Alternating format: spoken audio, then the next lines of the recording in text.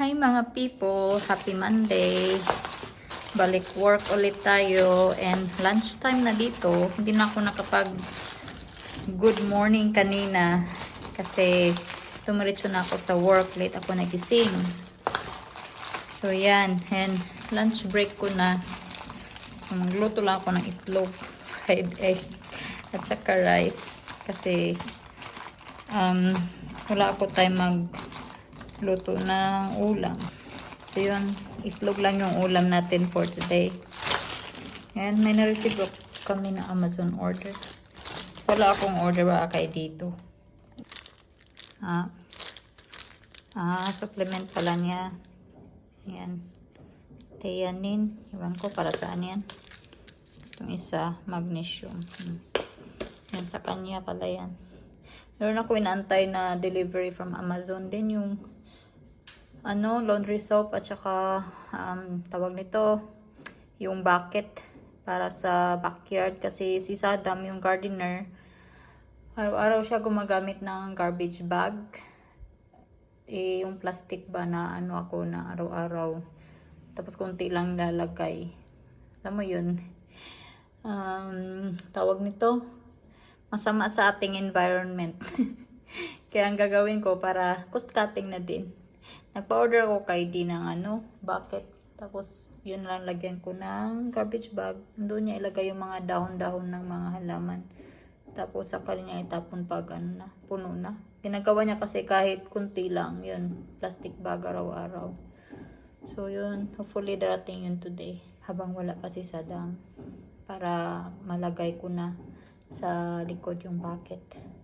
Yan lang yung lunch natin, mga people, oh. Rice lang at saka sunny side up na egg. Goods na. Snacks tayo guys. Nagutom ako. Kulang yung kanin at saka yung dalawang itlog kanina. So, kain lang ako ng prutas. Tapos lagyan ko ng yogurt. Yun na lang yung pang natin sa gutom. So, ito yung gawin natin mga people. Pears, strawberries, yan, apple, kiwi. Tsaka dagdagan ko na rin ng blueberry later.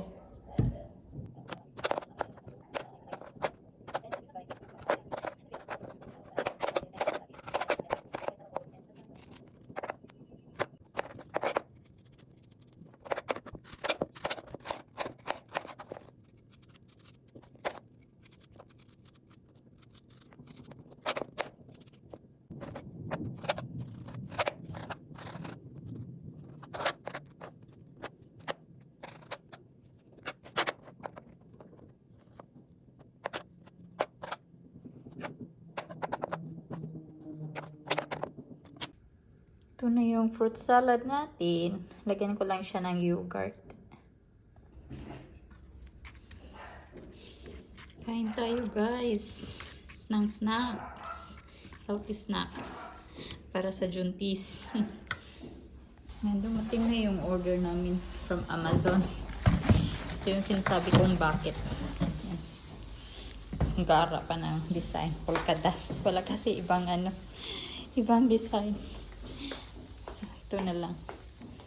Late na ako natapos mag-work guys. Alas 7:30 na. Mamadali ako magluto ng buttered prawn. Kasi may meeting si D ng 8:30. Kailangan kumain. Grabe yung kalat. Yung si D, grabe kumain ng hipon. Binigay niya sa akin. Puro ulo na lang natira yan. Tatlong lang yung nakain ko, katawan. Sa kanya lahat. Tapos yung ulo binigay sa akin lahat. Nahiya talaga. Nag-leak na naman yung drainage. Kainis talaga.